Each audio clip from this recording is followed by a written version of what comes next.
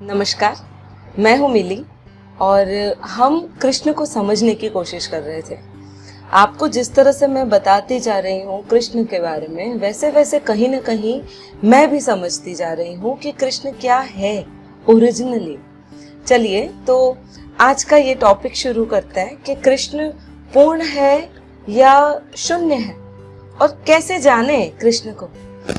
एक कहानी है, अगर मैं कबीर की एक कहानी आपको बताऊं तो कबीर के बेटे थे कमाल जिनका नाम था, और गांव में जैसे अधिकतर होता है घास वगैरह काटने के लिए जंगल में जाना होता होगा उनको, तो वे एक बार जंगल में गए थे घास काटने के लिए।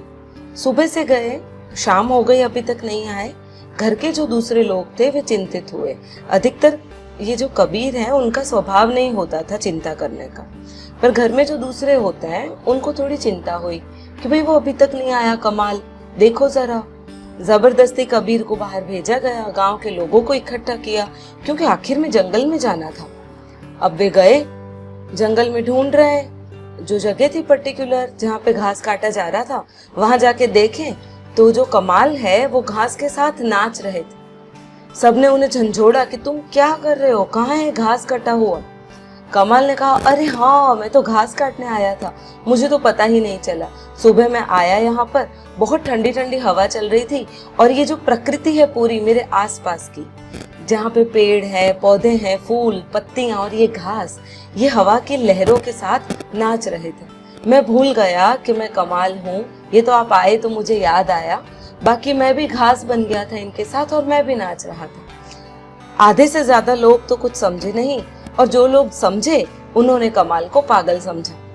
सिर्फ समझ पाए तो कबीर समझ पाए, और वो अपने बेटे को लेकर गांव में वापस आ गए। अब आप सोचिए, कमाल जैसे कमाल भी अगर घास के साथ नाच सकते हैं, तो हमारे कृष्ण पूरी सृष्टि के साथ नाचे हैं। हम कैसे समझेंगे कि वे पूर्ण है या शून्य। एक और गहरी बात अगर आप सुनना चाहते हैं तो मैं बताऊंगी। गौतम बुद्ध की जो यात्रा है जीवन की, वह यात्रा बहुत सारी चीजों को खत्म करने से उन्हें मिलती है। जैसे राजा थे तो राजपाट छोड़ दिया उन्होंने, फिर आगे जाके अपना संसार भी छोड़ दिया उन्होंने, फिर जिस घोड़े पर सवार हुए थे उस घोड़े को भी जाने दिया।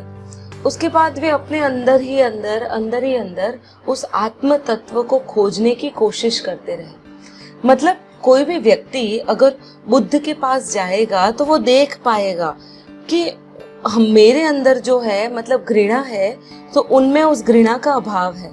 मेरे अंदर अगर प्रेम है तो उनमें प्रेम का भी अभाव है।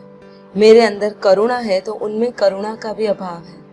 मेरे अंदर कुछ चीज है अच्छी या बुरी, बुद्ध में उस अच्छी या बुरी सभी चीजों का क्या है, अभाव। पर अगर वही व्यक्ति को कभी मौका मिल जाए श्री कृष्ण से मिलने का, तो उसे लगेगा अरे जो भी मुझ में है वो उसमें है ही। तो श्री कृष्ण में उसे कहीं न कहीं किसी चीज की एब्सेंस नहीं दिखेगी। वो व्यक्ति श्री कृष्ण के साथ कैसे भी रिलेट जरूर कर पाएगा, पर बुद्ध के साथ रिलेट नहीं कर पाएगा। तभी तो बुद्ध के इतने सारे फॉलोअर हुए, पर कृष्ण के भक्त हुए, फॉलोअर नहीं हो पाए।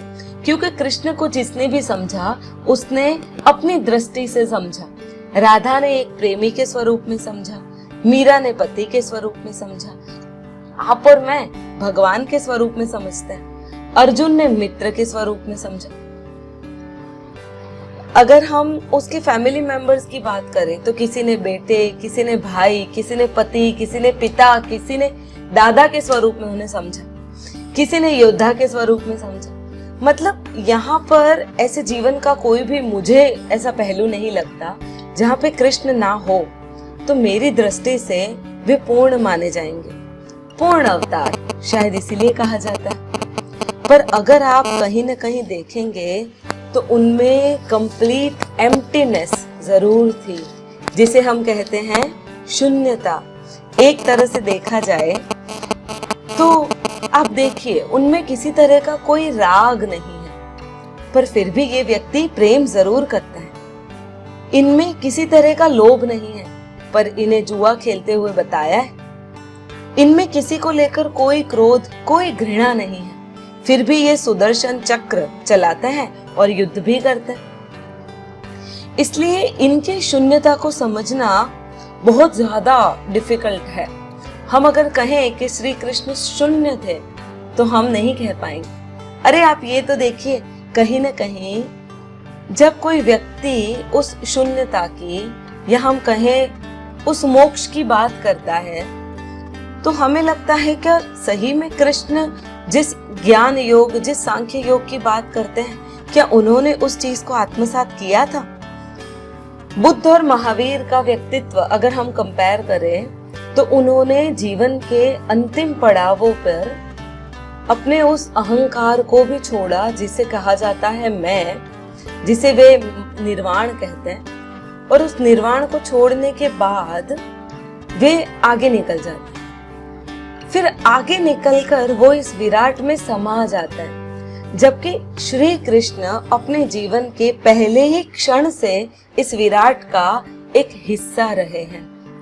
तो हम अगर उन्हें पूर्ण कहते हैं तो कहीं न कहीं उन्हें हम संपूर्ण शून्य कह रहे हैं। हम उस चीज को समझ नहीं सकते।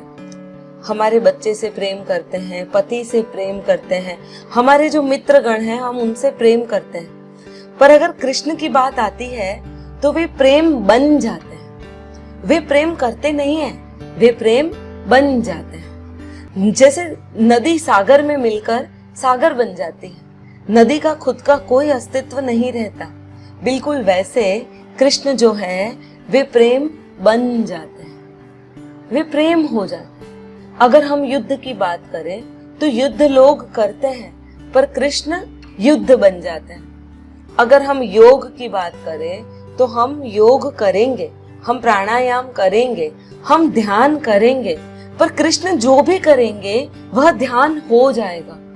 हमारे लिए इस चीज को समझना उतना ज्यादा डिफिकल्ट है जितना ज्यादा हमारे लिए शायद रॉकेट साइंस समझना, या फिर हमारे लिए उस ध्यान को समझना जो ध्यान करते करते लोग बन जाते हैं। जब कोई व्यक्ति ध्यान करता है तो ऐसा कहा जाता है कि वो टाइमलेस स्टेट में पहुंच जाता है। उसके लिए समय का कोई खास ऐसा महत्व रहता नहीं। समय जो भी है वो अभी और यही है। वह त्रिकालदर्शी हो जाता है, त्रिकाल ज्ञाता हो जाता है। मतलब उसके लिए भूत, भविष्य, वर्तमान सब कुछ अभी इसी मोमेंट होता है। पर हम ध्यान नहीं बन जाते। अगर कृष्ण ध्यान करेंगे तो वे संपूर्ण ध्यान बन जाएंगे, वे ध्यानी नहीं रहेंगे। वे अगर ज्ञान की बात करते हैं, वो ज्ञान को अर्जित करते हैं, तब वे ज्ञानी नहीं बनते हैं, वे स्वयं ज्ञान बन जाते हैं। और जब ऐसी मोमेंट आती है जब व्यक्ति व्यक्ति से मिटकर अस्तित्वगत हो जाता है, तभी वह व्यक्ति कृष्ण बन जाता है।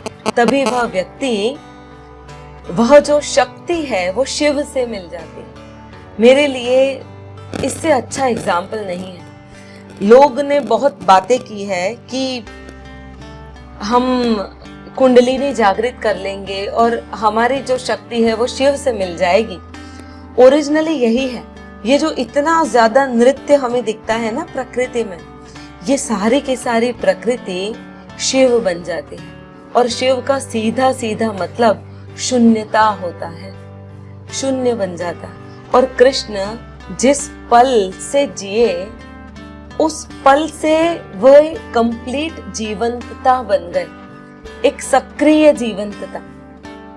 अगर बुद्ध और महावीर की बात की जाए तो वे एक निष्क्रिय जीवंतता की तरफ ले जा रहे थे। उन्होंने कुछ ऐसा किया जिस स्टेप को हम समझ सकते हैं कि उन्होंने घर छोड़ा, फिर प्रॉपर कपड़ों का त्याग किया, फिर खाने का त्याग किया, उसके बाद बोलने का त्याग किया, विचारों का त्याग किया, और जाते जाते जाते बाद में जाके वे कहीं न कहीं अस्तित्वगत हो गए।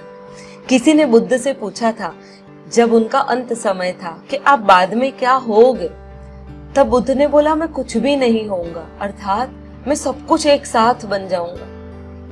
मैं नेचर में विलीन हो जाऊंगा, मेरी आत्मा इस परमात्मा में एक हो जाएगी और मैं पूरी तरह से विलीन हो जाऊंगा। मतलब कहीं न कहीं वे ऐसा कह रहे थे जो कृष्ण ने पहले पड़ाव में कहा, मैं ही सब कुछ हूं, क्योंकि उनके लिए दूसरी कोई चीज थी ही नहीं, कोई दूसरा था ही नहीं। जब वे पेड़ के नीचे बैठते थे वे पेड़ बन जाते थे, जब वे बांसुरी बजाते थे तब वे बांसुरी बन जाते थे। आपने कभी ध्यान दिया है कृष्ण ने बांसुरी क्यों बजाई? कभी आपने बांसुरी देखी है? आप देखिए 6 से 7 उसमें छेद हैं और पूरी तरह से खाली है। अब उंगलियों को जस्ट घुमाते रहते हैं और सुर निकलते रहते हैं। कृष्ण बिल्कुल ऐसे थे, पूरे खाली, और जो सुर निकलते थे वे बस उनके अस्तित्व का हिस्सा होते थे। इसीलिए कृष्ण को अगर हम पूर्ण कहते हैं तो एक तरफ हम उसी कृष्ण को शून्य भी कहते हैं, जिस वजह से इनका प्रतीक है, प्रकृति का एक प्रतीक मोर पंख उन्होंने अपने ऊपर लगा रखा है। वे नृत्य करते थे क्योंकि प्रकृति भी नृत्य करती रहती है हमेशा, दिन प्रतिदिन, निरंतर, और यही कृष्ण ने किया। तो कृष्ण को शून्य या पूर्ण कहना एक ही बात है। उपनिषद कहते हैं ना कि पूर्ण ही शून्य है। आपने वो ईशावास्य उपनिषद का श्लोक सुना है ना, जो पूर्ण से पूर्ण निकलता है और पूर्ण में समाहित हो जाता है। मैं ईशावास्य पे भी वीडियोस बनाती हूँ, मेरे वीडियोस ईशावास्य पे अवेलेबल है, आप मेरी प्लेलिस्ट में जाके उसे चेक कर सकते हैं। और अगर आपको मेरा वीडियो पसंद आए तो इसे लाइक और शेयर जरूर कीजिए। सब्सक्राइब नहीं किया है तो कर दीजिए। Thank you so much.